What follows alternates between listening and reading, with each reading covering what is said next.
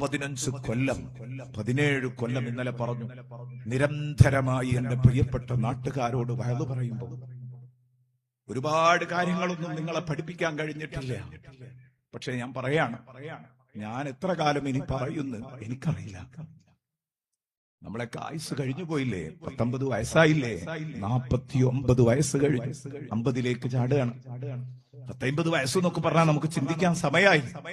പക്ഷെ എനിക്ക് എന്റെ നാട്ടുകാരോട്, എന്റെ ലോകക്കാരോട്, മുഹിബീങ്ങളോട് പറയാനുള്ളത്, നമ്മളെ നാട്ടിൽ ബിദ്അത്ത് വളരാൻ അനുവദിക്കരുത്.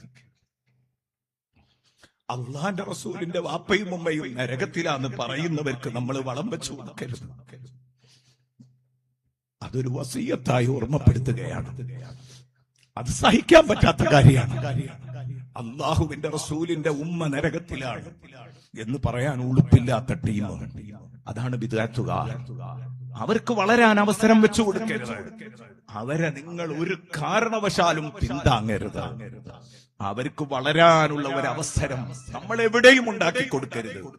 ഇത് ശക്തമായ ഭാഷയിൽ നിങ്ങൾ ആലോചിച്ചെങ്കിലോ എന്ന് കരുതിയിട്ട് ഒരുപക്ഷെ ഈ പ്രഭാഷണം കഴിഞ്ഞു അടുത്ത കൊല്ലത്തെ പ്രഭാഷണത്തിന് ഞാൻ ഇല്ലെങ്കിൽ എന്റെ നാട്ടുകാർക്ക് എന്നോ ഓർക്കാനെന്നോണം ഒരു വസിയത്തായി പറയാണ്, നമ്മുടെ നാട്ടിൽ ആ വിത്ത് വല്ലാതെ മുളച്ചിട്ടില്ല, ഉള്ളത് തെളുക്കാൻ അനുവദിക്കരുത്.